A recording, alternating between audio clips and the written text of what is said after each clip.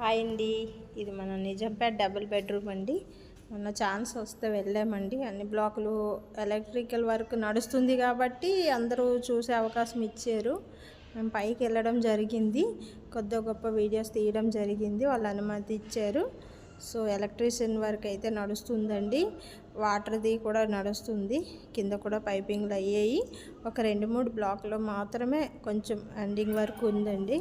So ఈ నెల last వరకు అయితే తాళాలు ఇస్తా అంటున్నారు. ఇచ్చేటట్టు ఉంటే అందరికీ సంతోషమేనండి. ఎందుకంటే ఈ సంక్రాంతి సీజన్లో అందరం కూడా మన సొంత ఇళ్ళకి వెళ్ళాలని అందరికీ కొన్ని కళలు ఉన్నాయి. ఆ కళ అంతా నెరవేరాలి. సో ఇప్పటివరకు అలౌట్ చేయలేదండి వాచ్మెన్ కానీ ఎవ్వరు కూడా. ఎన్నిసార్లు ఏ సండే వెళ్ళినా సరే అలౌట్ చేయలేదు. ఈ వర్క్ నడుస్తుంది కాబట్టి, ఎండింగ్ టైం కాబట్టి, బ్లాక్స్ ఓపెన్ ఉన్నాయి కాబట్టి వెళ్ళి చూడడం జరిగిందండి.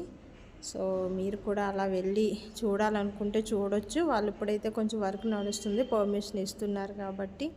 సో చూసుకోండి, మనకు కూడా మన ఇల్లు చూసామనే ఒక సంతోషం, హ్యాపీనెస్ అయితే ఉంటుంది. సో మీరు కూడా అలా వెళ్ళేటట్టు ఉంటే షేర్ చేయండి.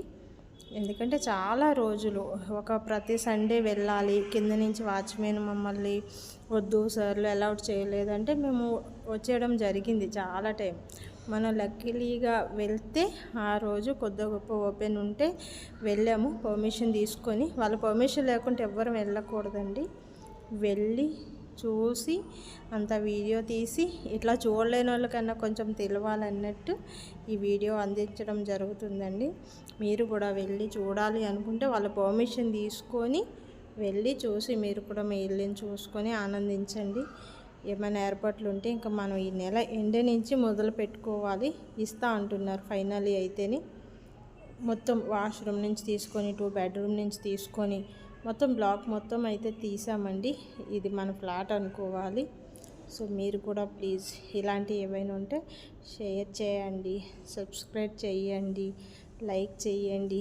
మన ఇల్లు ఇదంతా వాళ్ళు తాళాలు ఇచ్చిన తర్వాత ఇంకా మనం కొన్ని చేసుకోవాల్సినవి మన పర్సనల్గా చాలా పనులు ఉంటాయి, అవి మనం చేసుకోవాలి.